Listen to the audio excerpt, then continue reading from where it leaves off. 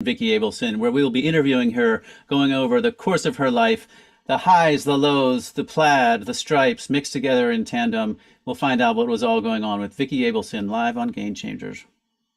How are you guys doing? Vicki and I are here. We're letting Facebook do its thing while it vets us and goes through our social security and bank records. Make sure we're up to date. Okay, I'm sorry that I did that to you. It's just Korel. Facebook does this weird thing, and I wanted to make sure it wasn't going to do this weird thing to you. Hi, Korel. Hi. I was on a roll. Come on now. How you doing? You did really good with that. Thank you. And I have to say that the HD is really working for you. I know. What's up with that? I didn't even realize this whole time. I love it. It's fantastic. Hi, Jan. Jan's with us. So, Korel, you're joining us from Ojai. I am. So You've had a change of life. So, actually, we did talk to you from Ojai. Uh-oh, you're Sorry about gone. that. There you Yep. are. You talked to us from Ojai last time, and the last time we talked to you was like 2 years ago, and you had just moved to Ojai, right? I think so. Yeah. I don't Yeah. remember. I thought it was before that, but yeah, you must be right. Correct. I know it was in the pandemic, and I'm pretty sure you were up in Ojai the last time we talked to you. Yeah. But Yeah. life was brand new up there, and the whole pandemic thing was kind of new, and it was switching over to life on Zoom as opposed to Right. real life. And you had really started in earnest doing, now you don't call it vocal coaching. What do you call it? Well, I kind of do. I think I do. I kind of, there's actually, I've learned some distinctions between singing teacher and vocal coach, like, but who cares? I don't really know. I call it whatever seems the least awkward. Well, no, but what was the thing that you were doing today? You were doing a thing at Oh, today. today I was doing a seminar for ear training for this voice teachers group I work with, but that's a whole other thing. There's a bunch of, in the internet age, there's like a network of voice teachers that I roll with. You know how tough that is. We're voice teachers. Come on now. We roll. But it's called Vocology and Practice, and it's basically continuing education for voice teachers. So each week we get in a new specialist in a different area for lectures. So it's sort of like a peer learning network to keep sharp. So I was just presenting Nice. for them today. So you've been doing a lot of self-growth and a lot of evolving through this challenging time that we've been going through. No, you have, because you basically were a rock and roller who also taught, but now you've really put the focus on. Yeah, I mean, I honestly like the endorphin rush I get after 3 or 4 really good voice sessions with people. It feels like I just did a gig. I really like it. So Is that really true? yeah, totally. And on some of the tours I've done, and you know, the Rob Thomas ones are different because it's a whole other vibe. But sometimes when you're out on the just slog after slog after slog, 3 months out when you haven't been home, you know, you can be drinking coffee to go play a gig. Like, all right, here we go. Let's go play this. All right, let's get excited. But And you're walking out yeah, in an I arena know. of like 100,000 people, and you have to gear up for that. Yeah, exactly. But it's, you know, it's all about the environment you're in too. So when we play with Rob, it's not like that at all. But no, for voice teaching, I just really like it. It's a really personal connection. You see people bloom. You hopefully do a good job helping them, and it's really rewarding. I really, really, really enjoy it. Do you think that this teaching thing is really working for you because you have young daughters who are having the benefit of being helped by educators as well at this point in their life? How so do you mean? I mean, do you think because you see them being affected, and the effect it has on them, that I don't know. I'm curious. Good question. I think it's more that because they're young, Hmm. I was having my eyes open to ways where I didn't have to travel so much. Yeah. And when I came into this niche, which I didn't really know how much I liked until I sort of fell into doing it, and I realized, okay, this is it. This feels right. So it sort of clicked. So having them was what was keeping my eyes open to not just, hey, let's just go around the world again. Why not? You know? But when you get that old, like, why do you want to leave me for the summer? You're like, Oh oh my, no, oh no, oh that my literally happened. God. That literally happened. Really? Yeah, about like 5 years ago or so that happened. And I was like, oh dear Lord. So And what do you answer that question, Corel? I think I've sort of blacked that one out. I don't remember how I stumbled through that one, but you know, Oh. it's just what my job is right now, and I'll, blah blah blah. We'll talk every day. That whole thing that's really like a knife in the gut to answer. So The only thing is the advantage to doing it now as opposed to 15 years ago is that thank God there's FaceTime now. So at Mhm. least you can stay very connected if you're not Yep, home, right? absolutely. I mean, I'm here. One of the reasons we moved out of Los Angeles, I shouldn't, one of the reasons that made it so feasible Mm. was, I mean, maybe 10% of my clients, whatever you want to call them, were in person anyway. And then whenever we went to Zoom, they were still in LA and I was still in LA, but they were like more than happy not to drive a half hour, 45 minutes to come do it. So it was really worked out nicely. Well, that worked out well. So, we've done this a couple of times, and I don't know if you probably don't know about all this because you're not on Facebook. You're too busy. You have a life, but Facebook took down like years of my shows a I couple remember. years ago, and then I got them all back, and it was like a big thing. And then a few months ago, they took down 2 years of shows. They took down everything that I had done in COVID. Every Holy one of them were crap. gone, and I just got them back like a week ago. Oh my. And I got back yours is one of the ones that I got back. But you know what's interesting? One of the ones that they took down originally that I never got back was the first one we did, and it was a big one. It had like 5,000 views. It had a shit ton of comments. Now the show still exists. It's on YouTube, it's on SoundCloud, it's on Right. iHeart, it's on a lot of places. But the original Facebook Wow. interview with all those comments, because you had a lot of your friends were on, and people were like just firing questions, and we were live together in the living Right. room. And so I was taking questions because Pete was with us, I think it Yeah, yeah, was. yeah. And, we were taking questions, and maybe it was Louise, I don't remember now, and I have still to this day, I was talking about it with Snuffy yesterday because there's only 3 or 4 that they took down, and yours was one of them. And you did original songs. So it Yeah, wasn't yeah. because of the music, Yeah. but I petitioned it to try to get it back. And I don't know what it was, but maybe because it was just too high scoring. But Contrary to their goals. thank goodness it does exist on other, but Yeah. it always upsets me when all those comments, because there were literally hundreds and hundreds of comments on that show. That makes me crazy. But anyway, we're here now, Yep. and they're not gonna mess with us this time. But what I was listening to both shows today and getting, reminding myself of what we talked about. And in the first show, we talked a lot about your professional career and how you did what you did, and that was like 5-6 years ago. And the people here today don't know anything about that, because some of these people were here for the last show and we talked mostly about you as a vocal coach. And Right. I was listening to it today, and it's really fascinating. I'm doing way too much talking right now. I'm going to let you talk. I love talking to you. I love listening. I love to hear you.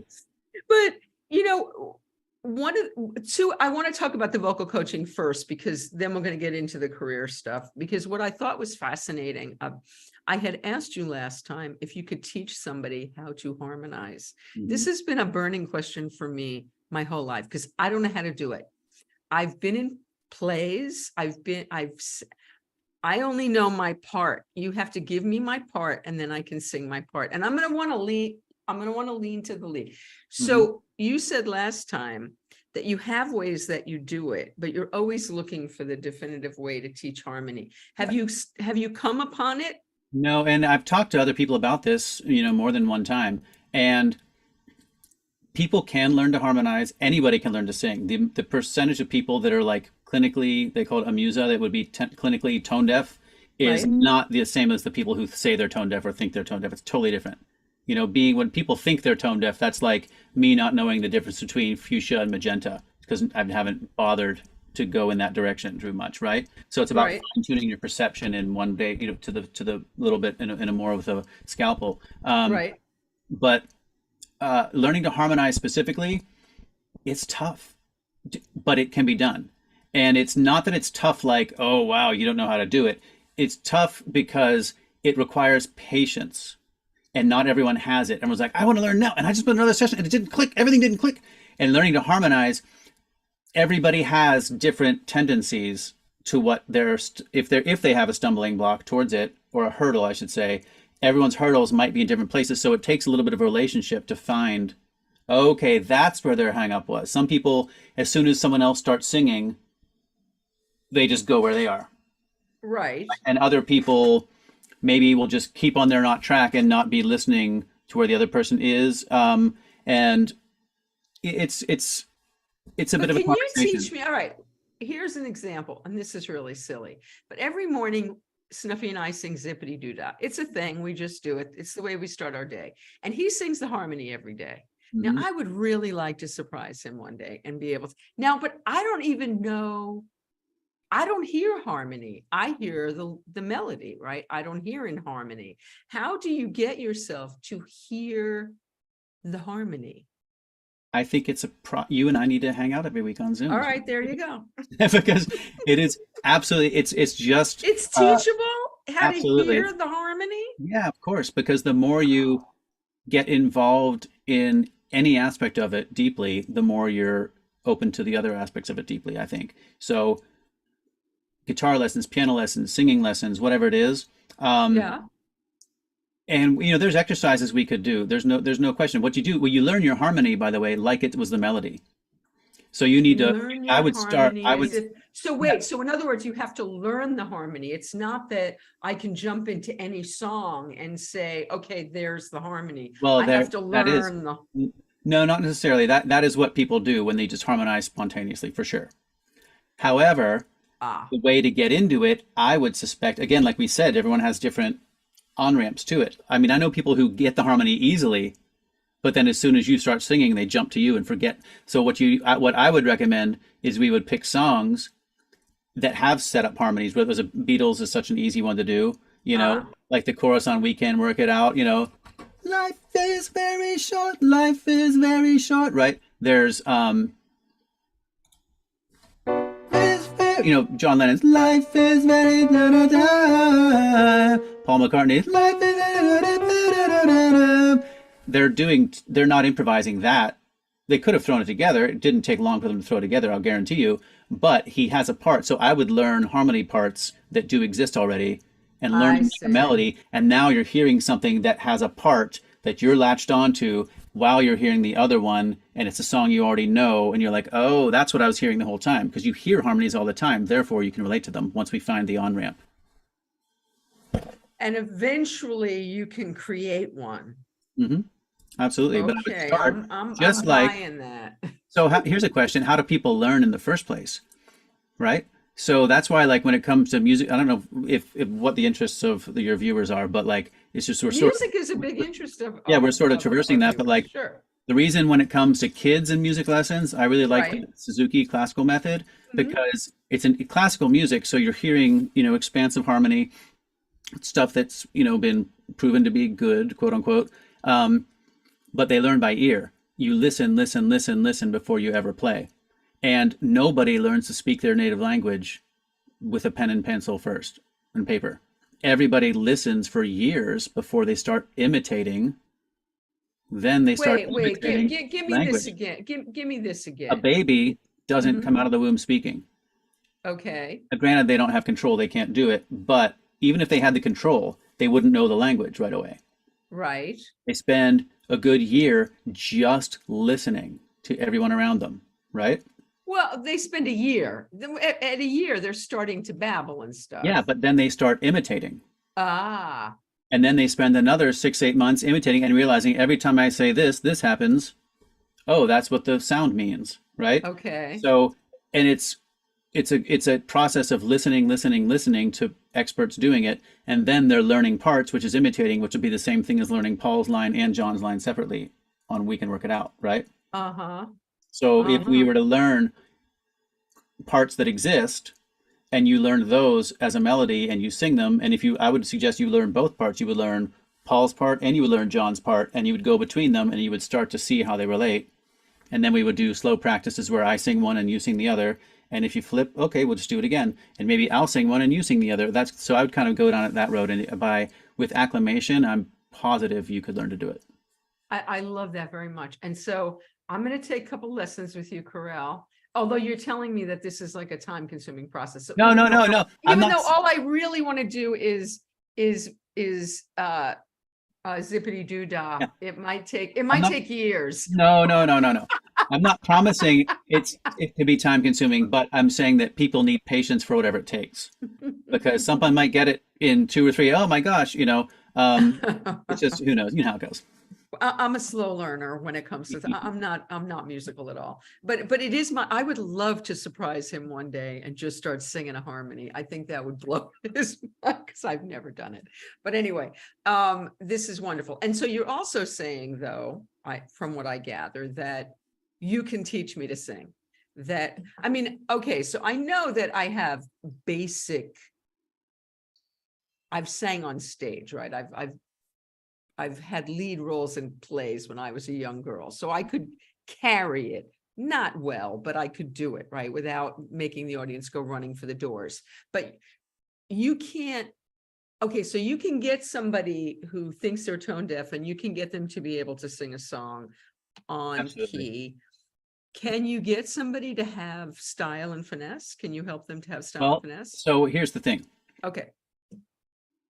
I can only speak from my experience and from what I know of the people I know. And I've kind of made it a point to like hang out with some of the best voice coaches in the world. So like I try to always be learning.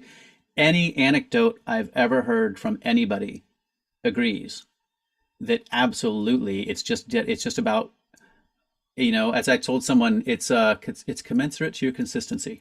That's what it is. Are you there and are you present and focused? And if you do it over and over again, singing for 4 hours one day and not singing for 2 weeks might not get you there, but singing for a half hour a day over a couple months might. You know what I'm saying? There is the anecdote, and it's on YouTube somewhere. Ed Sheeran's talking about how when he was at, like, maybe did he go to music school or songwriting? I don't know if he went to somewhere early in his learning whatever he was studying.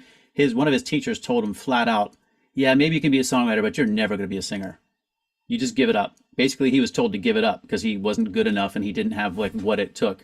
But obviously, he said, "Screw that! I'm just going to chip away and chip away." I just heard him tell that Yeah. story recently. Okay, yeah, I never heard it firsthand, but I've heard people reference it several times. Mhm. Seems to be true. Mhm. But no, yeah, you can absolutely, absolutely. Well, that's very encouraging. So, and this is something you can do. We're gonna talk about this up top, and then we're gonna get into the career. So, this is something that people out there who might not be singers, but who would like to be able to sing for their own pleasure or whatever can do. Also, something that if you're in a band and you are not a singer in the band, but you would like to be able to Need to be. Geez. sing harmony or take a song or whatever, you can teach somebody to do this. Hold on, I've quite a few clients who are in pro bands touring around. Gosh, how much more employable does it make a musician if they can, the singing bass player, the singing guitar player, singing good harmonies? It's incredible. I've got several drummers who are clients and it's like the one said they turned around and the lead singer was like, "How come you've never done that before?" When one day they just decided to chime it in. Oh, it's such an employable skill. It's great, as well as just good for the soul. It's the first instrument, right? I guess love behind that. percussion, you can make an argument that percussion was first before we developed speech, but we were making noises with our voice. We were melodicizing. Yeah. Didn't you have somebody who, and I haven't gone back and seen it yet, but didn't you were one of your clients on The Voice recently singing with? Oh, she plays in the band. She was in the band for one of for the judges. So she's in his solo band. The guy Niall the judge, she's in his band. Yeah, so they were just on the show. Very cool. And Yeah, she's a so client of yours? Yeah, and she's a great person, great musician, but was like, I need to get, obviously pro level musician touring the world. She's done many A-level gigs. I don't, I almost sounds like I'm not trying to like throw names out, but I haven't, whatever, but it doesn't matter. But so she's played with many A-level pop artists, and You can name a couple. That's all right. Well, her name's Danielle McGinley. She's amazing. Well, some people don't want, she's super chill, but some people don't want to be like, oh, I'm taking lessons, But she's played with, Demi Lovato. She's with Niall She's a lot of people. Yeah. But she doesn't. necessarily technically need me, but she was, as a musician, as a pro, she was like, okay, I'm doing this gig. Hey, let's go to the workshop. Let's nail shit down. And so we're just I freaking love shit that. down. First of Like all, anybody does. I don't Everybody does. care Yeah. whatever level you're at, we could always use improvement. The best actors I know still study. I mean, Yep. they can, they're making movies, they're making millions of dollars, and they still take classes. Yep. Absolutely. Yeah, I mean, I do. Who doesn't? yeah. I think And it's then, great. so yeah, absolutely. It's a if you're consistent and if you're approaching it in a way that works for you, it's not a one size fits all thing. Some voice coaches are more like, let's do it again, let's feel it. And they're more like therapy sessions, and some are, I'm not like a musical theater guy and I'm not an opera guy, but if it's, like, hey, let's do these drills, let's treat it like a session in the gym, a physical fitness section. Here's your recording, you do that every day. Now let's get to the songs, let's nail it down. It's super fun, but I kind of like to be as focused as I can about it. So you're gonna coach somebody in the music that they want to sing, I assume. So Oh for yeah. the most part, you're doing pop and rock and hmm stuff like that. I have a few people where it's, more Broadway stuff, like actors who are doing auditions. Um, and obviously I can do that because a voice is a voice, but, I'll pull up the sheet music for whatever song from Rent or Phantom of the Opera. It's not like I grew up listening to those songs, but obviously if someone's vowels are not efficient and if they're not singing in tune on a certain note, okay, let's peg this note. We work on this stuff. There's no problem, and I can understand that music very easily. It's just not my favorite stuff to listen to. That's how it is. No, Marcia Harvey is having trouble getting in. I don't know. I can read her comments. I don't know why she isn't getting it because I can see her. But Tova is asking for your contact info, and Tova, I will get you. Korel, you'll tell me what I can give out to people oh so sure. that they can I have contact you. well, I mean, my website's just myname.com. If you can spell it, good luck. Um, and then Well, I think the website that's on there is Tunador Vocal Studio at Gmail. okay, so there is a Gmail on the Yeah. website, hmm and then I will put the website in the liner notes, and they can see how to spell your name because it's all over this show. Yeah. Yep. There it And is. yeah, So there's a phone number. I have a Google phone number on the website too because it gets a lot of spam. So if someone calls that number, it will ring through. But that's just how I screen from spams and whatever. So then I just give people my real number once they're on the in the program. I think it would be great fun. You know what I wish we would have done at Women Who Write, and maybe the day will come we'll be able to do it again. But it would have been great fun to have you teach us all a song and give us harmony. I mean, is that Oh something? wow. Is that something that can be done in a session? I mean, first Well, of all, there's a lot of singers in yeah. that group. I mean, how many we've seen people do that in concerts. Left side of the room sing this, right side of Right, the right. totally. Yeah. Oh, that would be fun. Okay, so I aspire to having you back and teaching us a song. Well, a song that we know and that you can give us. We can learn the harmony because Love it. that would be so fun. All right, so Tova, we're gonna give you the contact info so we can all take singing. I want to. Fun. It's take a truly couple fun. lessons. It's a good hang. It's something I've never done, and I had no business ever singing on stage, and I would like to do. It's funny. My daughter does sing and sang on stage, but she took like a handful of lessons before she was auditioning for college, and it changed her voice Wow. completely. I believe it. I mean, she started singing from the Kishkas and she got so much power and she learned so much. So I know how beneficial this can be. And you also teach, are you still teaching guitar virtually? And So what I do and Mhm. what I kind of try to find like what is our sort of I don't like the marketing words like what is your niche, blah blah blah. But the truth is Yeah. there's things that I could teach, but Mhm. am I really going to get that invested in five or six different things when then I'm spread so thin? So what I really do, and also when I was younger, I did teach guitar for a while, like as a predominant thing, like before I moved to California. And it got to be a bit of a drag because the people who stumble into a guitar store like, I just bought this guitar for $100. Can you play me the Green Day song? It ends up more like babysitting. Yeah. Sometimes, not with Yeah. everybody, but like after 30 hours a week, you're like, oh my God, right? So what I found is that no one goes to voice sessions by accident. People only choose to be there. So the Wow. energy is always clean. I want to, let's get into Wow. it, right?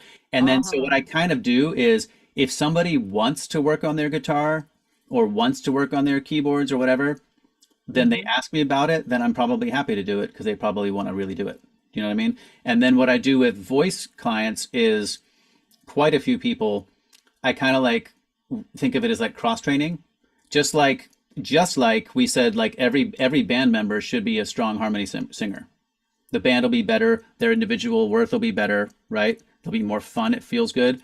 But Yeah. I feel that every singer should be at least an intermediate instrumentalist for sure, keyboard, piano, or guitar, because you know like I, for example, like one girl who I have who she's out of high school now. She's, I don't know, maybe 20 years old, but we've been doing stuff for about 4 years. Mhm. And we spent a good year where we were doing singing, but it was as much piano lessons where we would pick, okay, what's the favorite pop song you want to learn? Okay, we're going to learn it on piano too. And we would sort of do both. And now she's got like 30 songs that she can sit and play by herself, and she doesn't have to wait. That's But she doesn't have to fantastic. wait for all these numbnutses at her high school level who aren't serious to catch up with her, right? So she's That's actually independent now. fantastic. So I really like helping people marry their voice and their instruments so they can be independent very much.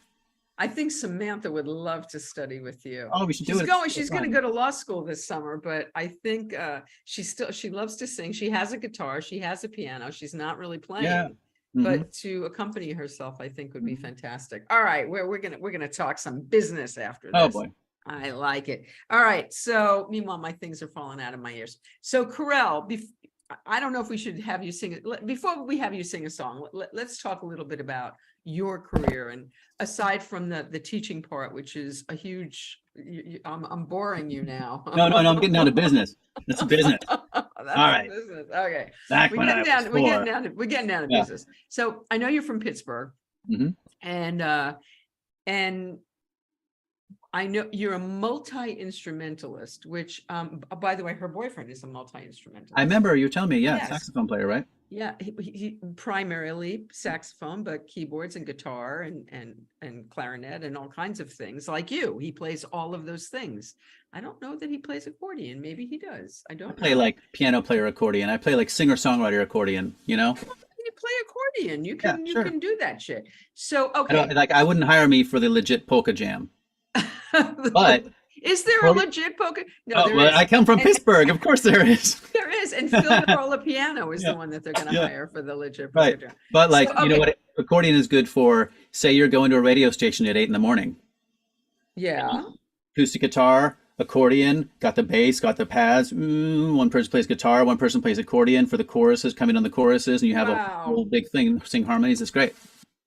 That's good to know. All right. So that's what you use it for when you're on the road, huh? Mainly, and I play it in bands and acoustic sets and some I of the bet you wacko played it with bands. Katy Perry. I did on some of the radio shows. Yeah. Oh my God. Yeah. I don't have my, it's not in this room, but yeah, like if you think about it,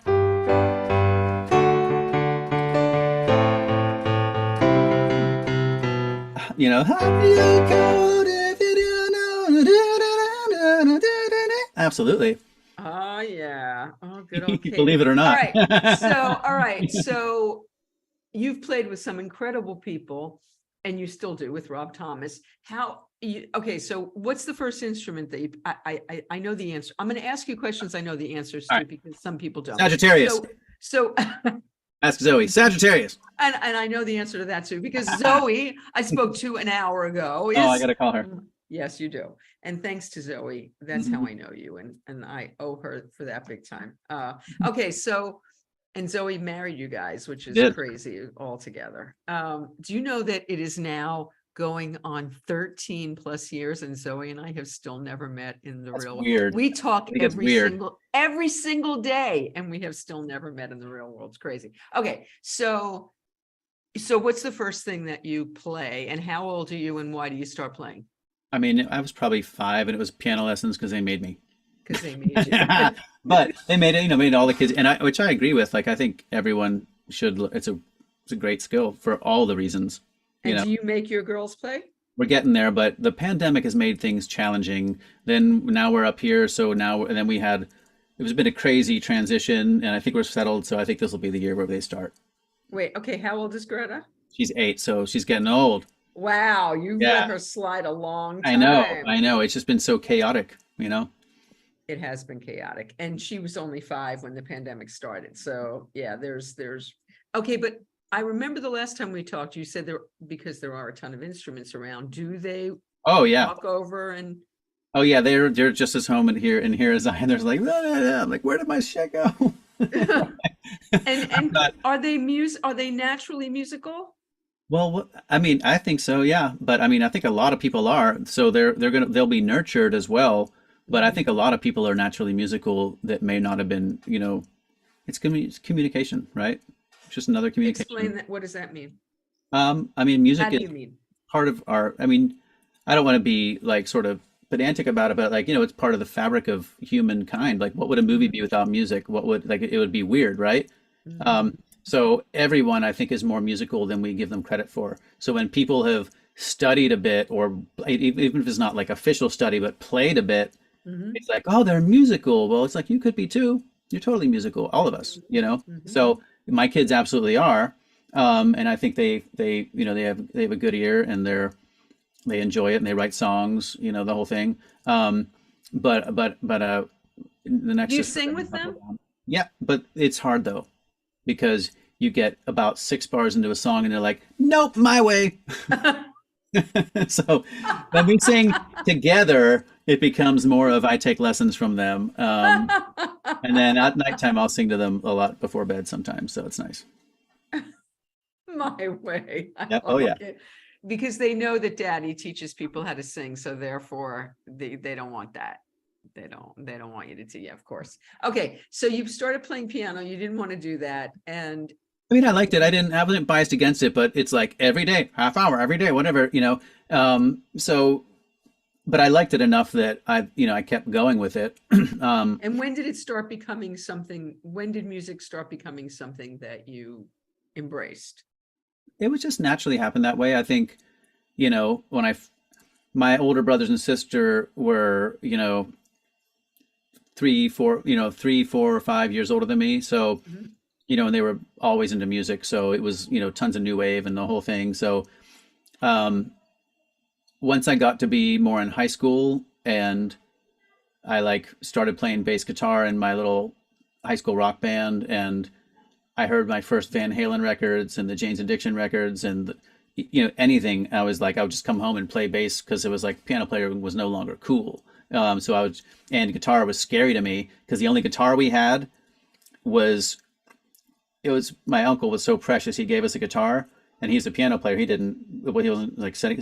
But by the time you got up, the strings were like that far from the neck. It was like, ugh. And I was like, what is going on here? And there was no YouTube for me to see. And I was Right. listening to Van Halen. So I was like, guitar is something only certain people must be able to do. And I didn't get it at all. Um, and then when I started doing, school band stuff, I was playing saxophone. And honestly, I just wanted to Now, play okay, so music why saxophone? because there was no piano in the school band or bass guitar in the school band. And it was just the next coolest thing that I could find. And so, Which ends up being kind of your primary well, it instrument. happened because, and my high school teacher, by the way, Clem Rowland, he's on Facebook a lot too. He was one of the most influential people possible. He's such a good teacher, just a good influence. But I was like, I knew I wanted to keep going into music, and I was like a rock and roll, wanted to play rock and roll, whatever. But I didn't want to play boom, boom, because the bands there's obviously amazing bass players in the world, but that's not who I was exposed to. I was exposed to my peer group, and we were playing boom, and I was like, I have melodies I want to do too. I want to play chords. It wasn't just in my long ago social circle. So Right. when it came time to go to college, I just kind of checked. I literally just checked a box for saxophone because I was like, I guess I'll do that. So that's what I Really? did. Yeah, honestly. And I was And playing. where did you go to college? I went to Berkeley, and so I did a Of lot of course jazz. you did. Well, I mean, I did a lot of jazz stuff there, obviously, and that was very good because it was just great to learn. And then after couple years there, I was basically going to school for school and going to our apartment where my band we were just gigging all over the place, like I was in a singer-songwriter rock band at that point, and I was like, I'm studying all this, highbrow music that I really like, but what I really like is, Tom Petty, Tom Waits, the Beatles, and actually a funny story is that, most people grow up listening to the Beatles because their parents make them. My parents didn't listen to the Beatles, and my brothers and sisters listened to New Wave. So I didn't hear I've heard the songs, but I didn't hear my first Beatles record focused all the way through till my second year of music school. That is so crazy. And of course, it was even better. It was the last two. It was Abbey Road and Let It Be. So I heard them at their most actualized when I already had my own opinions. So, Wait, so you hadn't heard like Rubber Soul and Revolver and all that? I mean, I heard some of the, of course, I'd heard Norwegian Wood, and of course, I've heard Help, the songs, but I never sat and focused on the albums all the way through. So when I finally did, I'm actually kind of happy that's how it worked out. Because when I did, I had really strong opinions about things. And I was like, damn, they're as good as I thought they were going to be. And I was hooked, right? So at that point, I was like, hey, man, I don't hate how much I say the word like. It's just the conversation we're having. I actually try to avoid it. Sorry about that. Okay. But so what at were that you point, listening to? I figured, and I was playing in a band where we were playing all over Boston. Right. So what were you playing? What were you playing? I was playing saxophone and singing harmonies. And what kind of music were you playing? Well, it was a pop rock band, and given the time, you have to give it the time, right? Right. I mean, all of the slap bass, poppy stuff, Spin Doctors-y type bands were out. If you had a rhythm section kind of like that, but then you had a vocal 3-part harmonies kind of like Crosby, Stills, and Nash on top of it, writing good songs. So it was a really strong harmony band. You were doing originals? Yeah, it was originals, yeah. Wow. And that's whenever the guys in the band who are my friends still, you should, maybe I should have a guitar. Yeah, I totally do. We don't, who needs a saxophone solo in every song in a pop rock band? Come on now. Gosh darn it. I can recognize that. So you didn't start playing guitar I was about 20. I was about 20. Yeah. Wow. And then, and then basically I just approached guitar from the songwriting perspective and started writing and singing more. And that just eventually is where my interests were. So what was the music that you were listening to? What was the music that you were listening to that when you were growing up that was so varied because okay, some classical music and jazz on the radio. Sharon says you must be very, very young. Thanks. I won't tell. You don't tell. Not really. It's all relative, isn't it? How's that for an answer? He's not as young as you think. He is young, but he's not as young as you think. Yeah. No, gosh, no. But it was, what would they be into? Talking Heads or Devo or whatever it could be. But there's some great songwriting. For example, Tears for Fears, The Hurting. It's a flawless record. It's flawless. Such good songwriting, such good production, such good parts, records like that back in the day. And I've never been really good with knowing someone's entire catalog and becoming an ardent student of an artist. But a record will come my way, and that record I'll listen to 1,000 times without exaggeration. Can you name one that did well, that for example, the Black Crowes. When I was in my 20s, I discovered they had a record, Amorica, that came out, if you know that one. I've listened to that record easily 1,000 times. But when I go back and listen to their other records, I'm like, that's a great rock band. It doesn't do it for me the same. That record is crystallized and exceptional for me. I've listened to a lot of Tom Petty records, but I've listened to Wildflowers 10 times more than any of them. That sort of thing. I have that sort of thing with different. Yes, I think probably many of us have that about an artist. Will you play something for us now, since we're talking so much about? Sure. Good. I have this thing where some songs just end up seeming sad. I feel you can sing a sad song. Well, I'll sing it why I'll sing it I'll sing it seems sad. And it kind of maybe isn't, I don't know. But it's just newer, and my wife's always like, you always play the old songs, play the new songs. I'm like, okay, fine, I'll play the new songs. Okay, good. Maybe it's one I haven't heard yet. Is it one? No, you haven't. No, you haven't heard it. Does it sound okay? Sounds great. So the idea is, when someone's mad at you, Mhm. Like, sure, that sucks, right? I wouldn't know anything about that. But it's much worse when someone's disappointed in you, Oh, right? yeah. Oh my gosh, I'm really disappointed. And you're like, oh no, right? Mm, So that's what this song's like about. mm. It's called, I think it's called Drain on Me. I never really found a good title for it, but I think that's what makes the most sense. So whatever. But la la la la la. Excuse me, I'll be back in 20 minutes after I've properly warmed up. Thank you. Vicky. You understand, everybody? See you. Okay.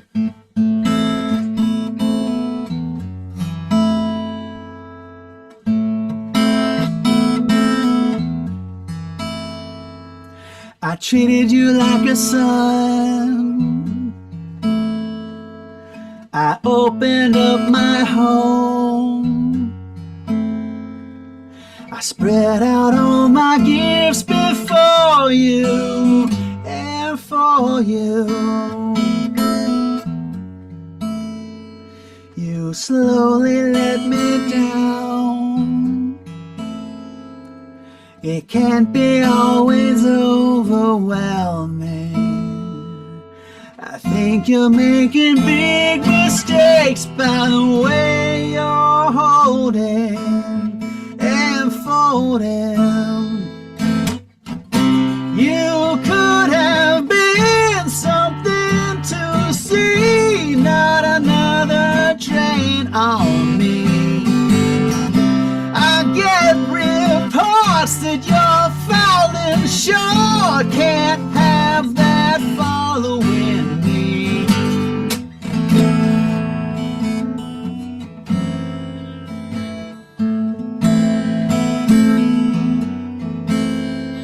It's hard not to inquire if you really have desire. Or have you just been failing upwards long before you took the four of you?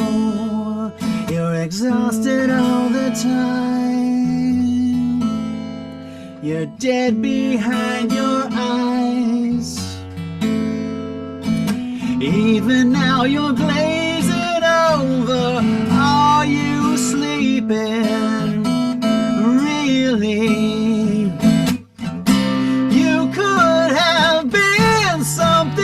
To see, not another drain on me. There's no more life left in your eyes, can't have that following me.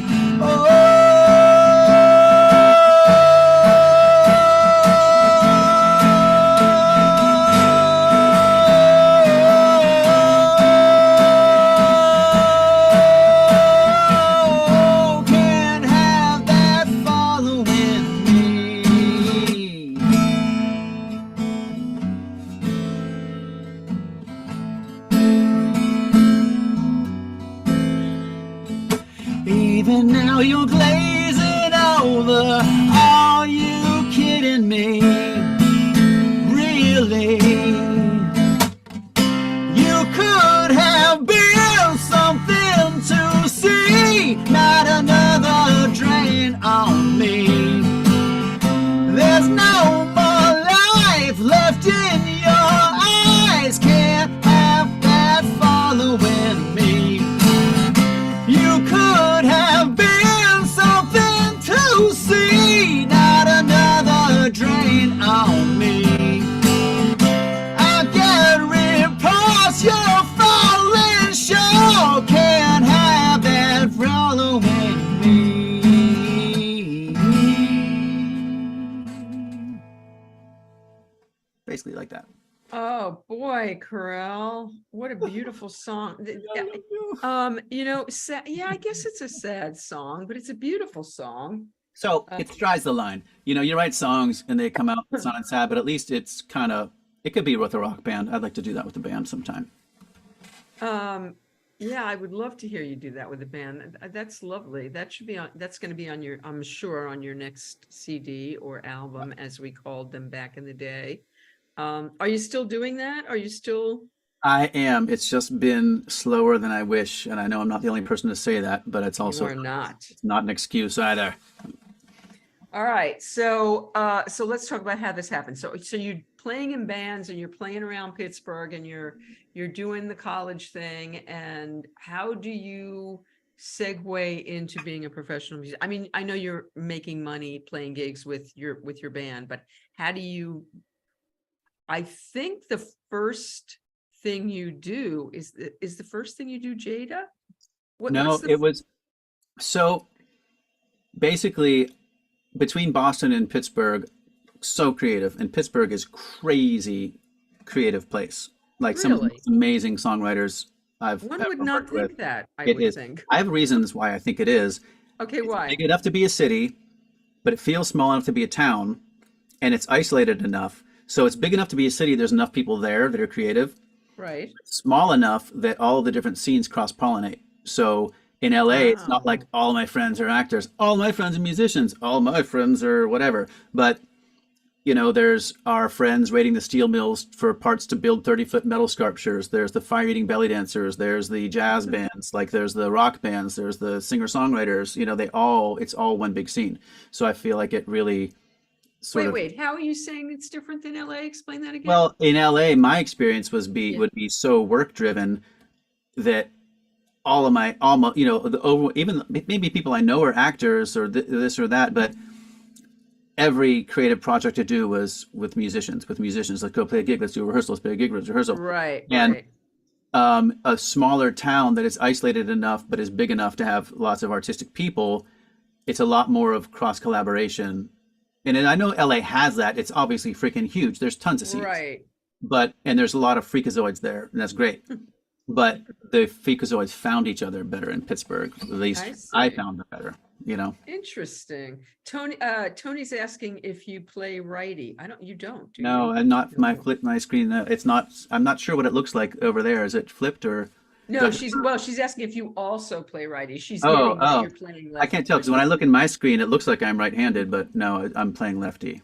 Yeah, yeah. No, she got Okay. that. I guess she was just asking if since you play so many instruments, I guess she's also asking if you can play them both Right. directions.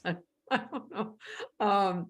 So, okay, Oh, so well. I started to ask you, so how did you segue into from doing these original bands that you were, They were good. They were fun. they were It was cool. good and you were Yeah. making money and stuff, but how did you segue into the big time? Yeah, right. Exactly. Well, I bought a cigar and a bowler hat. That's the first thing I did.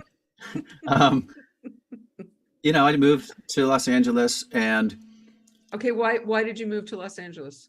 well, it was either there because my sister's here, and I had friends from Tell everybody your sister's name, Gildan. Korel. Gildan. I don't know if Gildan. everyone likes to be talked about on the line. That's why I don't do. I'm really shy about Oh, online stuff. I'm sorry, Um, but I love the names, Gildan yeah, and yeah, Korel. yeah, Your yeah. parents were so creative, Mhm. so. Yeah, they actually did make up her name, so that's great. So They watched Superman before they yeah, named you. exactly, exactly.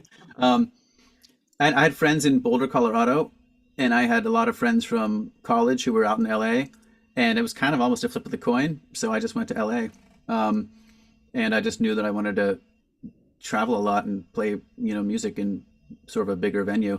Um, And did you have a primary instrument then? Not really well. Like I feel scattered and split between all of them too much to be even feel like I'm concentrated on any one of them.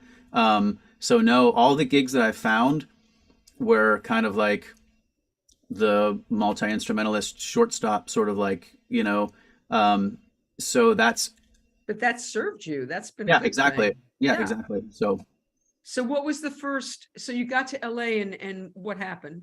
um oh, I don't know. After some months, I got referred to a guy. Now, his name I'll say Barry. Anyone in LA knows Barry Squire. He's the musician. Do you know Barry? I don't. You should interview him. I bet you he's got some stories. And he used to play with the Monkees, so he would know your buddies. Oh, He used to play wow. drums with them. Barry is kind of, sounds crass to say headhunter. He's not really a headhunter, but he basically, artists will go to him and say, and any musician who's listening to this is like, yeah, of course, we know that. But Uh-huh. bands go to him or artists go to him and say, hey, I need a drummer and a piano player, or I need a whole band, or I need a guitar player, I need a guitar. So he's got this large Rolodex of musicians. So his gig would be, and he was an A&R person for a while, and he works at MI now. He teaches, so he basically knew everybody. So he would say, you know what, I'll do that. I'll set up the audition. I'll call 10 drummers, 10 piano players, and 10 bass players. You and the guitar players show up, and I'll send them this music, and I'll book their space. So he would be sort of like the facilitator. So I got referred to him, and he happened to call back and said, you know, I don't. And it's kind of funny. He said, well, you know, I don't know you yet, and I don't know if you'd be into this, but the band Hanson is looking for somebody. And so do you want to come down on Saturday and you can just meet them? And I was like, we can meet. And I was like, okay, sure. You know, whatever. Now Hanson was already like, they already had Mbop and all that. That was, no, they were in their late 20s when I met them. Oh, okay. This was not the kid Hansons. This was the 4 records after that Hanson kids. And so I went, and their audition was, a lot of times it's, you know, here are the 4 songs, learn the parts. But their audition was, let's just get up on stage. They were all set up, and me and bass player Pete Griffin, who were still buddies, and whoever else auditioned, I don't know. But it was just like, let's jam. I didn't meet him at the audition. I met him after they hired him. It was like, let's just jam for a while, guys. So we're like, okay. So basically, they taught us a couple songs by ear, which is always something I've been comfortable with. Mm-hmm. And so we learned a couple songs right then on the spot by ear. And we just jammed, and I, you know, let's play guitar, let's play keys, let's whatever. So, and they were really good. They're really good musicians, aren't they? They can. I mean, Zach is a killer drummer. Oh my God, he's good. He's such a good singer too. He's really exceptional. Anyway, they hired me, so that's why Barry called me back in the future, I guess, because I got the first thing I ever went on. And so we went to Oklahoma, and we rehearsed every day for a month, and then their record label fell apart. So then I never actually toured with them. We just rehearsed for a month, and, you know, oh, it's good. It'll be next month. And then next month, it'll be next month. And so we were all waiting, like Pete and I were waiting. Was that like a huge disappointment to like have this? Well, it was economically disastrous because I was not looking for other gigs because I thought I had one. Right. My first year in LA, which was a difficult year, right? So, yeah, no, it was very a challenge. It was nothing on them. They were doing the best they could. It was like, I don't know, maybe 6 months later, I was just like, I got to start going on more auditions. So I went on another, and 6 months after that, they finally toured. And so my buddy Pete, who plays with Dwight Zappa, plays Zappa. He plays with Steve Vai. He plays with he's a phenomenal bass player. So he ended up touring with them. But I was already, there was a guy, then that same guy, Barry, I guess because I had, you know, done okay, he called me for another audition. So there was this Southern artist named Charlie Mars, who is phenomenal. He's such a good songwriter. And they needed a piano player along with the whole band. So I went on an audition and I got hired. So then I went and we did like a hard slog van tour for a year. Just hard slog. You know, 6 of us in a van, trailer, sharing hotel rooms, you know, loading the gear, the whole thing, like everything. It was intense. Lots of gigs and lots of intensity. But he's a great songwriter, great guy. And then when that tour ended, so basically like Barry would, at that point, I was just getting more gigs than I wasn't. So he was, I guess, returning my calls because it was just easy for him, maybe. Right. And then when that ended, that's whenever I called and was like, hey, Barry, you know, tour's over. Anything going on? And he was like, well, I don't know if you would be into this. It was the same thing as a couple of years ago. He's like, but you know, Jay Pinkett Smith has a metal band. And I was like, sure. And so I went to that audition, and it was kind of funny because it was the same thing. We walked into the room and they were all there, and they were fiercely pro and intimidating in that, they were nice, but they were just like, they were all badasses. Wow. And the immediate thing was, tune your guitar down to B flat. A whole track, your guitar strings are like flat. We're like, what? No one told. I would have set up my guitar to be a baritone ahead of time. Right. And then we learned by ear all these math rock metal songs. We learned like 3 songs by ear in the rehearsal. And again, wait, had you played metal? Like, did you have? No. Oh my God, I'm not a metal player. So I'm still not a shredder, but I can learn an intricate riff and remember it. And, you know, I can play articulately enough that I did the gig. Right. And then there was the piano parts too, and they just taught it all by ear, and I learned it by ear right then. So I was like, okay, I got the gig, and we went and did Ozfest. So it was like complete. It's always been 180s. So Wow. yeah, and then when that ended, Did you, so what was that experience like for you? Because that I would, Ozfest, that's oh yeah, I'm not a metal kid that's a big difference from a slogging van tour. with All right. Southern rock, and it was like a Southern rock songwriter. He was, Mississippi guy. So Right. he was kind of like, if he's a great great records too, by the way, if you ever check him out. But at this first record he was on, it was kind of like if Coldplay and Willie Nelson had a baby. It was like, it was really good. It was really good. Wow. But then, yeah, no, I'm not a metal player at all. And What was it like playing well, and I was That must have been I was like the amazing. one little white kid in the band, and they're all like, "Come on, dude." And I was like, "All right, let's go." It was intense. It was enjoyable, but intense for sure. Mhm. And then that ended, and the guy who managed. So wait, what's it like when you play, you do your first festival? You're a musician, you've been a musician for a number of years. Now you've done this van tour, slogging, and now you're like, woof. I Mhm. mean, does it register? Okay, this is what okay, this, now this Yeah, I is mean, what, I liked all of it, but I mean, yeah, that was the first tour bus experience I was on. That was finally the first, consistent 5 shows a week. And of course, because Jada was behind this one, it was like, okay, we had hotels. A lot of the bands on those tours. I have never done Warped Tour, but that's some hard living for those summers for some bands. So right. luckily, we had it a bit more plush than a lot of bands did. But oh well, just the breaks. I'll Right. take it at this point.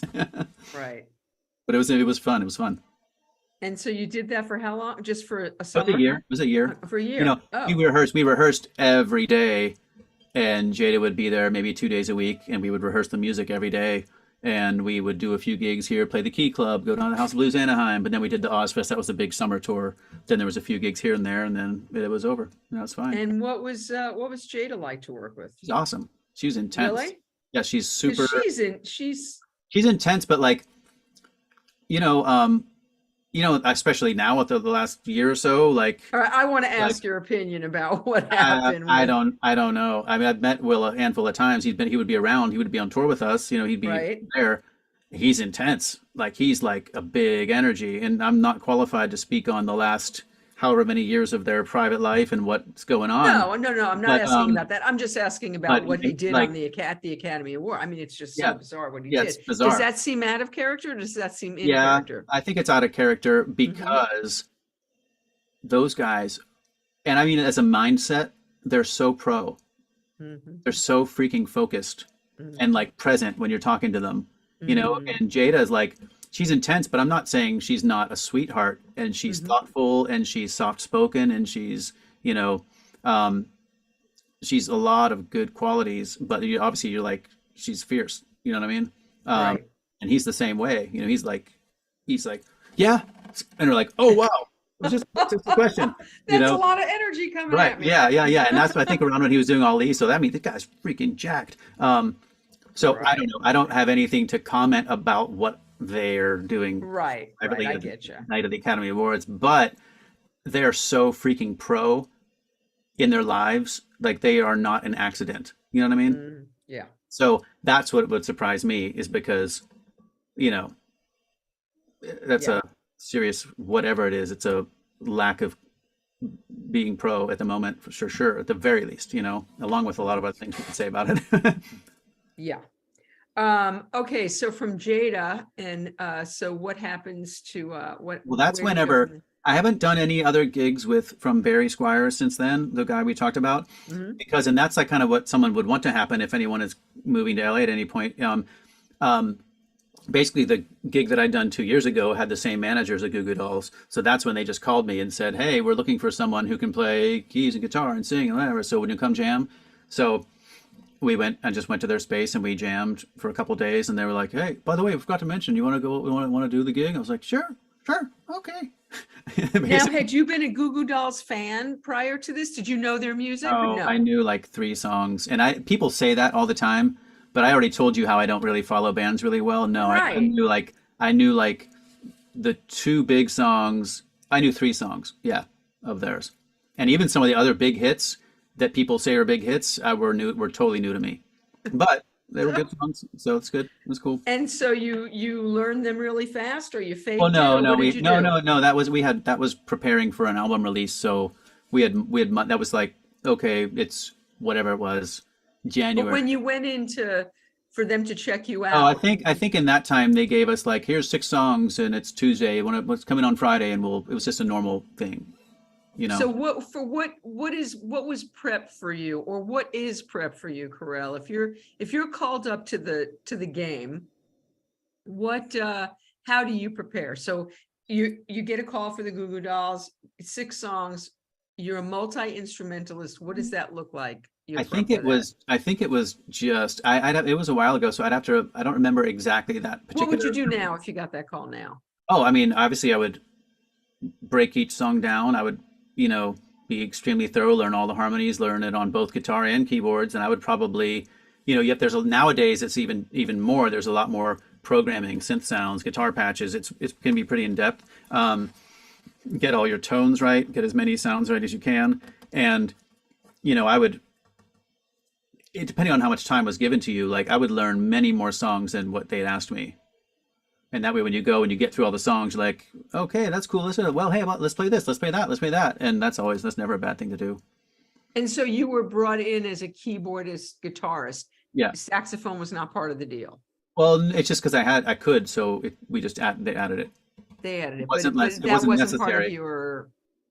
I mean, I think they would they have known beforehand? Would the guy from management have known? I don't know, because I didn't do it on the gig where they knew me from. But Right. I think I was just very clearly like, hey, I've got, you know, we can do this. And like, okay, let's do it, you know. So I don't remember, but you know, just an How extra. long did it take you to work till they worked that in to the show? Oh, I think pretty right away. And the guy before did not play guitar, but he did play sax. So there was one place where they already had a sax solo. Uh-huh. So it was just like, hey, I can do that too. We didn't ask for it, but you know. So how And so you that and was a proper rehearsal time. We probably had months of programming and rehearsing, and you know, before there was an actual tour. And then it was just like full on for years and years and years. yeah, and you were with the Dolls for, oh, wait a minute. Katy Perry came before the Dolls, didn't she? No, she was in the middle. In the middle. Okay, Yeah, so on let's talk about the touring Dolls still. down. Oh, I mean, So we so did. go ahead, I'm sorry. No, we just did. It was a bunch of touring. Then there was a long break, and it was like one of those between album cycles, and there was basically nothing going on. And Katie's people asked me if I was interested in coming to check it out, and I kind of like, you know, fished around like, would this be a good idea or not be a good idea? And you Like, know, were you afraid you might screw it up with the Dolls? well, yeah, because I was prepared to have to step away to go completely, because you never know. But so I went and did her thing, and they But only like had a Katy, handful as big as the Dolls were and are, Katy was like, forget about it. Yeah. Yeah. And basically, they ended up getting a couple different people that maybe for whatever reason it didn't work out at the time, but could have just kept on with that gig forever. Like, you know, I can't speak to eventualities, whatever, but but there wasn't like a massive like 90 show tour or anything like that. It was just a gig a month or a gig every 6 weeks sort of thing. I So see. so I went to her thing, and I think they did audition a few people. I don't know how many, a handful. But then again, you know, I did the thing, and I just over prepared as crazy as I could.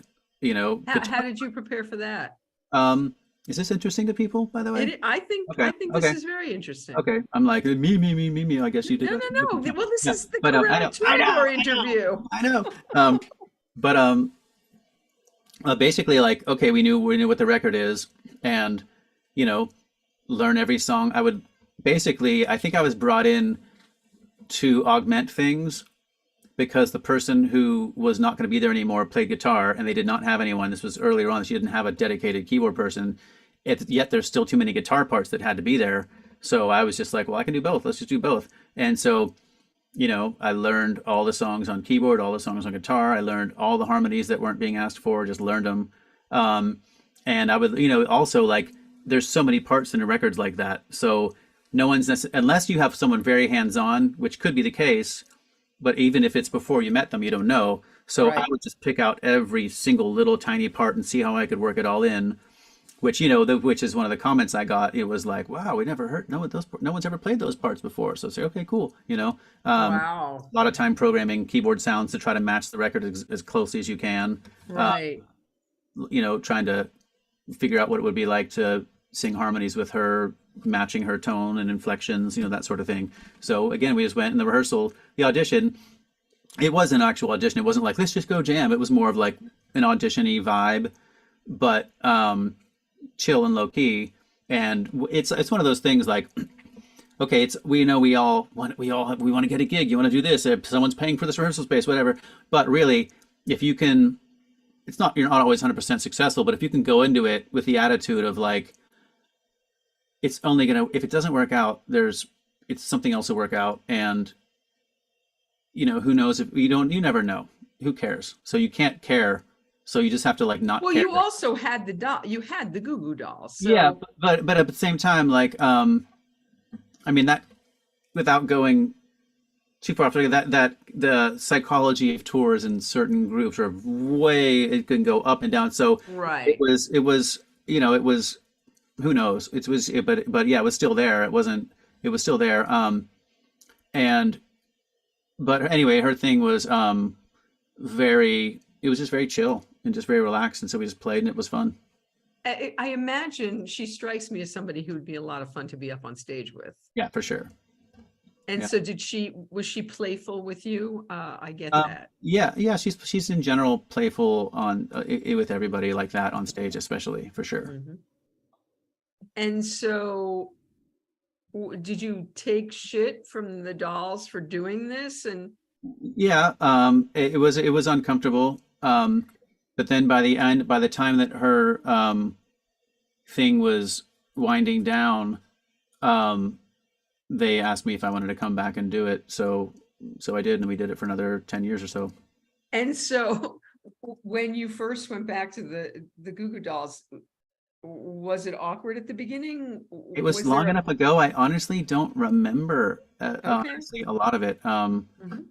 But I mean, it was, the singer that I talked to who called me. I was actually in London in the middle of the night. Dude, come on. Seriously, let's go. So I was like, all right. So it wasn't that awkward to my Good. memory. All right. So before we get to the next chapter, the Rob Thomas chapter, why don't you play something else, Really? Korel? Okay. Yeah.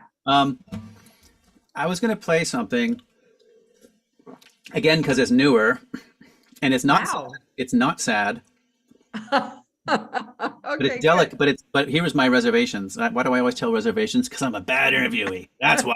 No, Here's what you're not to do, not. kids. No, Here's you're what you honest. do. Here's how you get fired. Give disclaimers before you play a song. Give all the disclaimers.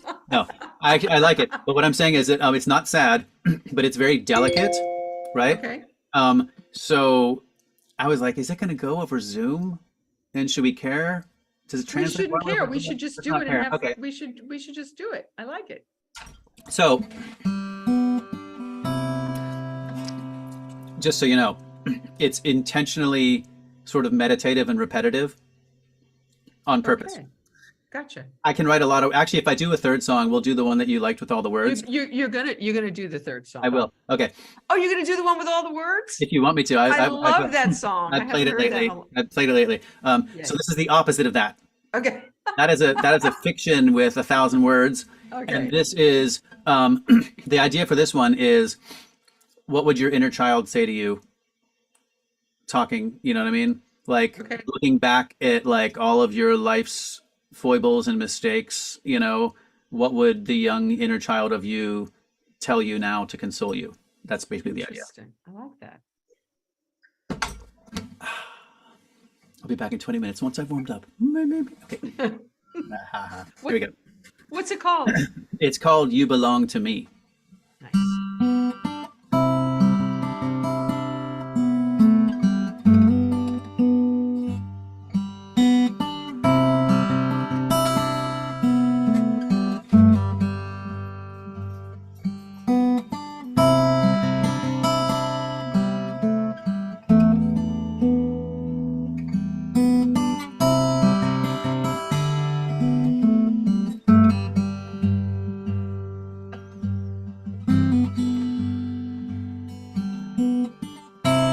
You belong to me.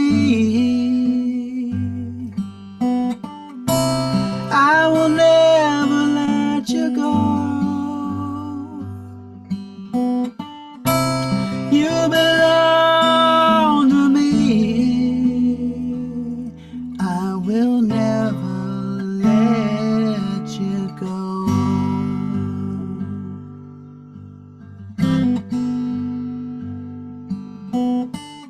Tell me again what you're dreaming. Every last detail. I've been around for eternity, and I'll be with you forever still.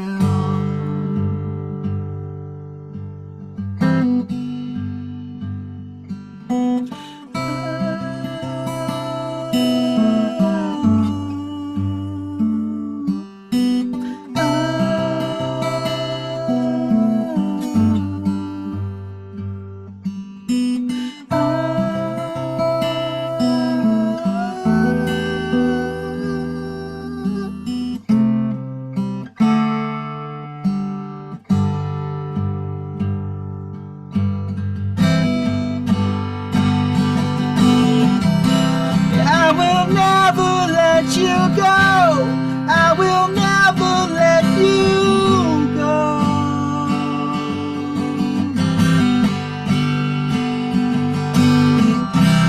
I will never let you go.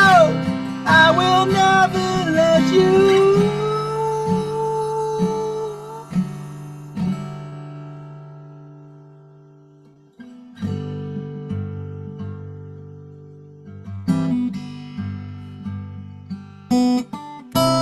You belong to me. I will never let you go. You belong to see whatever will be, and all in time.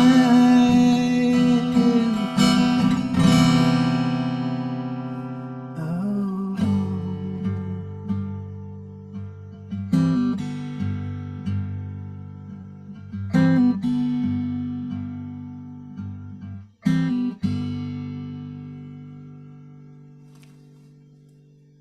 Wow. Wow. Oh, that Aw. was beautiful. Oh, you said that wasn't sad. I don't know. I'm a little melancholy now. Oh, really? It makes me happy. It's like, Well, don't that's worry, good. it'll be okay, little guy. Yeah, yeah, well, yeah, I don't know. I'm a mom, so I'm like, oh, little guy. That was sweet, Korel. Thanks. Oh, all right. So you go back to the Goo Goo Dolls and you're with them for a long time. And so what does that look like for you? You're not always on the road because you start a family, Yeah, get it got married. harder and harder and harder, and then, I don't know. Yeah, and I started voice coaching as a way to try to slowly get off, and it just kind of every How tour. much by the way, Tony just wrote, I'm a mess. That was sweet. Oh, I thanks. know. I'm not the only one who thought that was emotional, and yeah. Um, okay, so how much are you on the road in those days? I mean, for 2 years straight, it'd be about 9 months a year for 2 years. Oh, wow, that's a lot. Then you'd have a down year where you might do 2 gigs a month, and each 2 or 3 gigs a month, and each gig is 3 days because you fly, you play, you fly home. So, anywhere from 0 to 3, 4 gigs a month for the down year. Uh-huh. So you're still gone. And by this time you have little kids. Yeah, we had one at the time, and there's a lot of stuff that just got for me heavier and heavier and heavier that we could talk about someday over a glass of s'mores by a campfire. A But glass of s'mores. you know, um, That's but what you have when you're with a sober person, a yeah, glass of exactly, s'mores, I guess. exactly, Okay. exactly. Yeah. But yeah, it just really kind of just unraveled into me like just not working right, you know. So So no regrets on, um well, no, I mean it's been such a long story, honestly, and I yeah, don't want to like speak for anyone else. yeah, Um, but now I don't have I have zero regrets about not being there anymore. No, for sure. But it okay. wasn't like there was a lot of different levels of heaviness aligned with it, you know? Um, so, and it definitely was more of a work scene by that point, you know, and it was, Was there a time when there was a real camaraderie with oh no, them yeah, and? oh no, of course, absolutely. Uh-huh, uh-huh. And you spend 13 years in a bus with people, and like some of the funniest moments ever, like insane. Like, and you know how with that when things are that insular, the sense of humor is just very niche at that point. Of You know, course, everybody so gets everybody's everything, yeah, sure. no, it was really there was a lot. No, yeah, yeah. I mean, you're just asking about transitions, but no, there was a lot of pretty singular experiences along the way as well.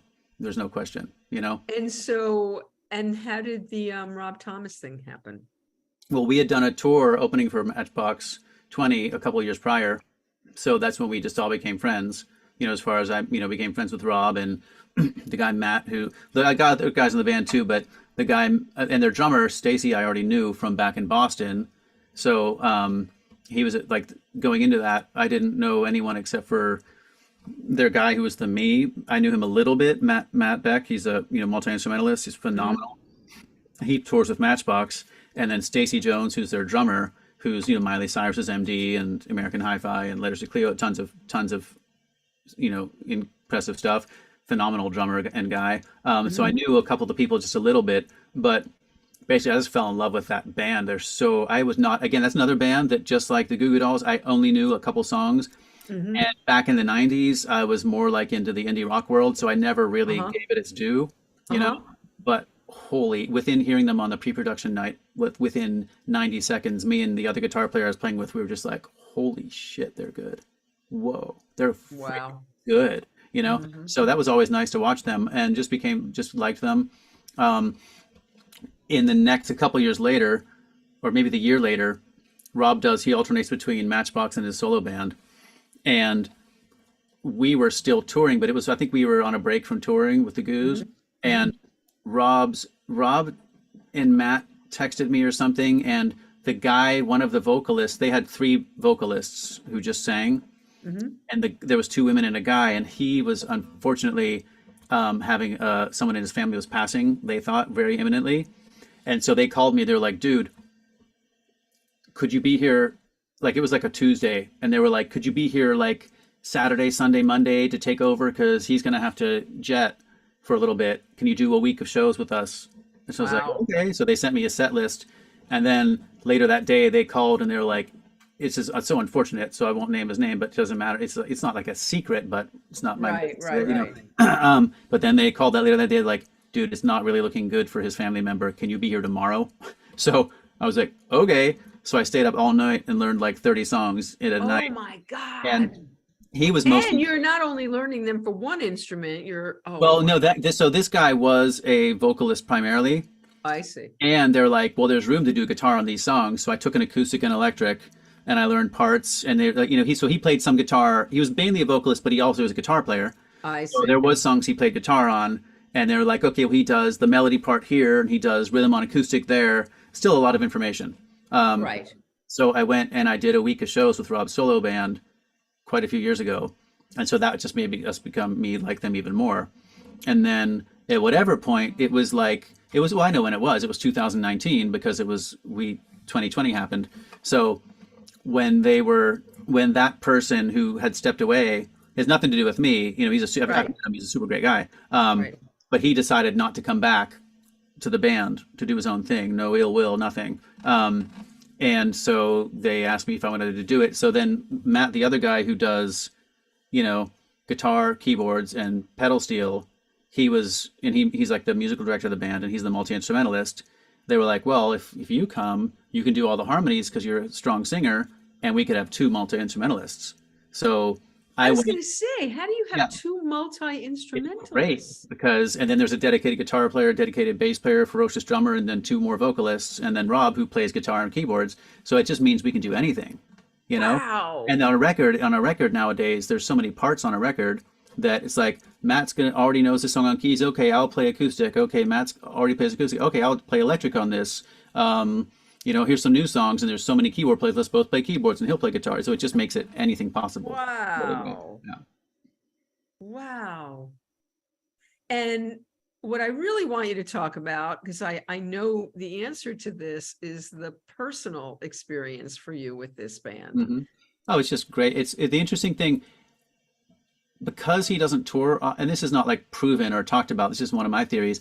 Because he doesn't tour that often with his solo thing, people will only come back because it's where they want to be. Because no one depends on it for their income. For that year you do. Sure, we're all working hard, but everyone's musicians. All musicians do different things. Right. But everybody wants to be there, and Rob is a genuinely appreciative person. So every night, no, we're not going to work. That's like the most not going to work gig I may have ever done in any professional capacity. Wow.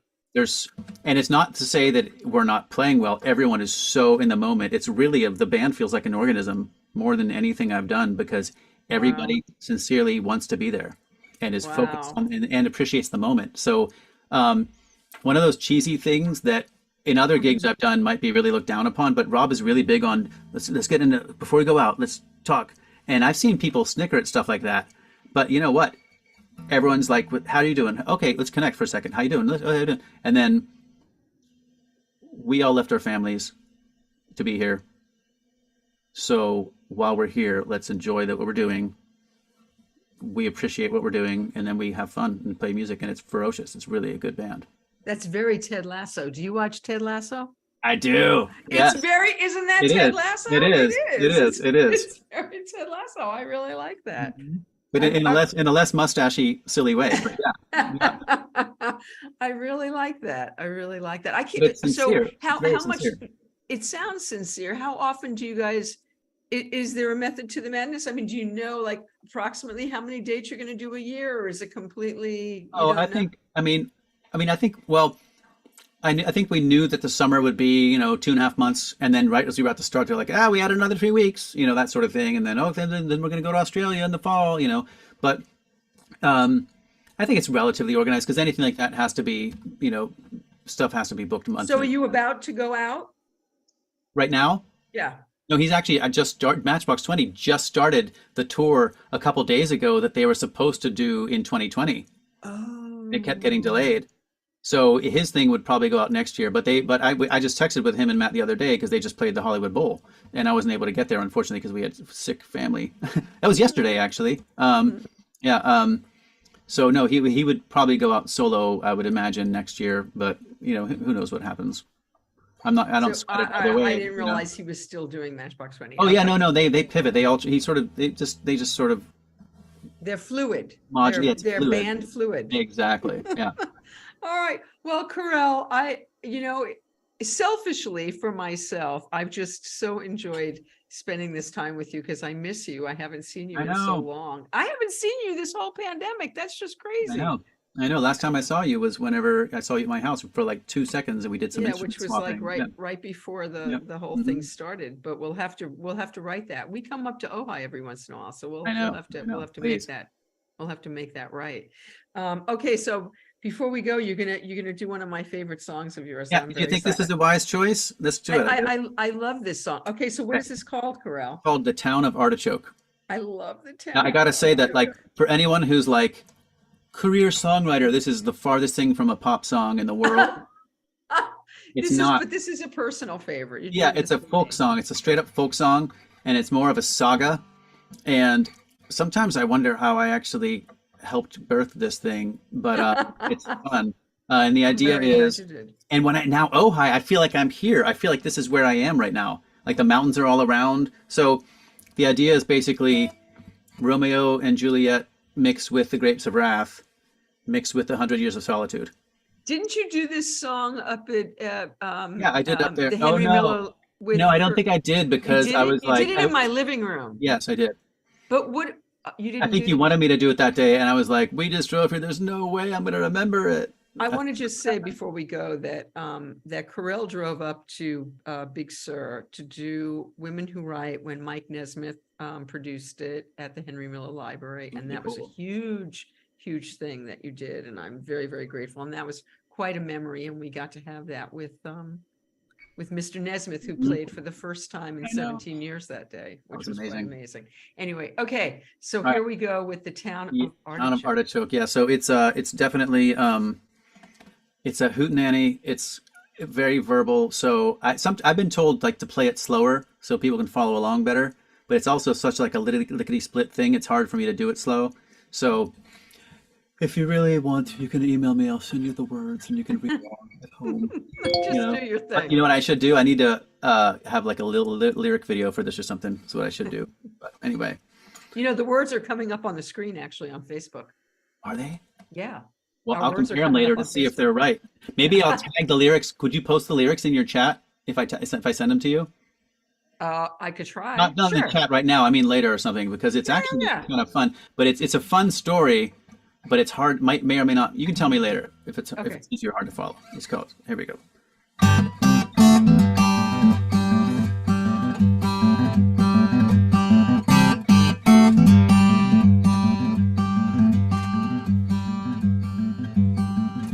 Deep in the frontier land where people used to lend a hand and weren't afraid to make a stand for the straight and clear, there lay a few old dusty roads of real-life Capulets and Jodes. But in the country things don't explode, they boil till they disappear. Because you're a writer. I'm doing this because you're a writer. The town of Artichoke was a hamlet without hope. Its two families had not spoke for 100 years. Rivers Creek ran down from the ragged, jagged hills surrounding. It was 3 days' ride from the world outside. Provincial pride, just let that be. Life ambled right along and dusk bled into dawn, and this tiny town had gone for some time without a spark to light the waiting firefight that the watchful eyes and family spies all but knew was overdue. Then two sons of a man who quietly held to his clan took it upon themselves to expand the feud. They put a soiled henhouse rag in place of their rival's flag, and the totem town hall drag those poor dumb kids were beaten down. And within an hour, the whole town was up in arms, and that fragile town flower was closed up tight at the first alarm. Well, the barn went up in smoke and countless windows were broken, and the crash of shattered glass was no surprise.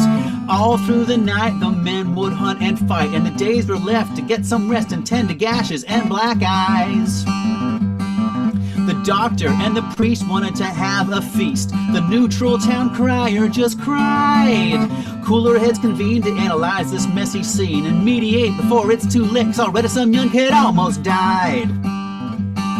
Well, for 1 week and a half, not a soul was heard to laugh, except for Mayor Wilkins, except for Old Man Wilkins in the saloon. I have been waiting on this for years, he cackled to his beers. These kinfolk judge and hold a grudge when none of them should speak so soon. For what is mine should be ours, as what is yours is good for me. And this is all about power, provincial pride just lets that be. Back up a century or so, you had two families on the go, tearing it up, lickety split across the plains. Working was their thrill as they headed for the hills, and as the sun would go down, they'd gather round and romanticize their aches and pains. After months of parched travel and sleeping on gravel and burying a few loved ones on the way, the mountain's anger broke and not one person spoke as he looked down at the green valley and knew they had a ride home that day. Well, a week-long jamboree combined with digging of latrines pretty soon this scene was a veritable town. And as the water gurgled down from the jagged hills around, they set up camps and then street lamps. Man, these cats could lay it down. And within a year, the whole town was arm in arm, with nothing to fear until a daughter came to harm. Well, all the children loved the rocky hills above, and after chores were done, they'd go out and get lost. One standing dare had all the kids scared. It was an icy spit of rapids that no sane man would try to cross.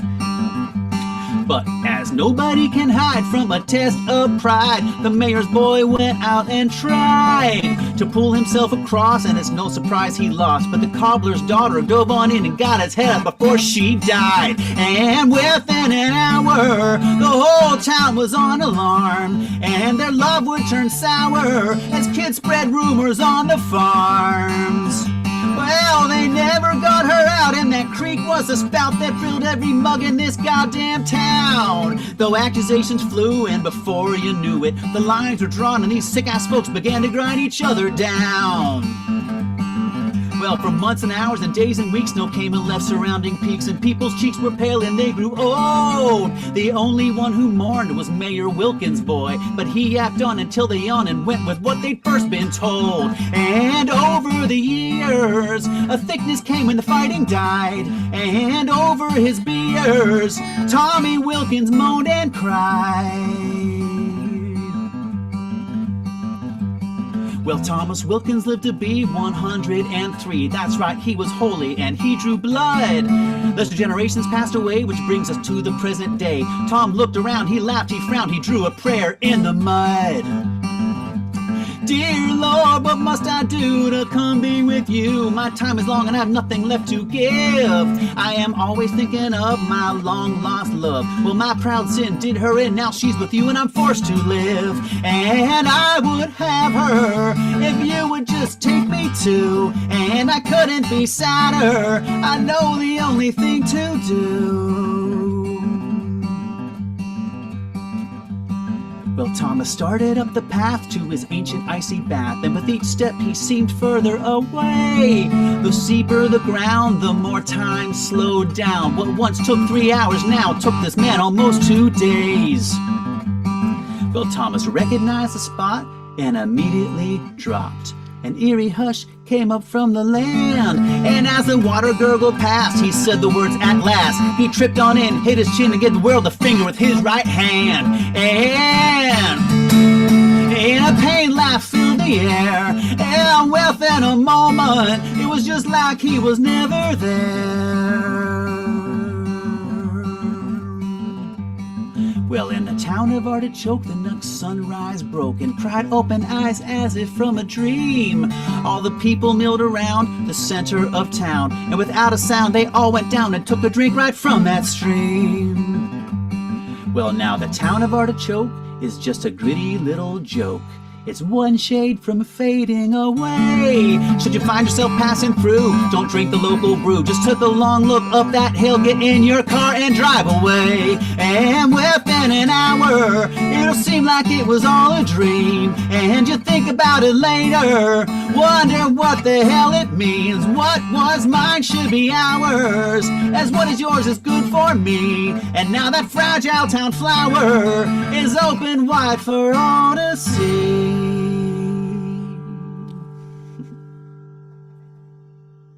I love that song.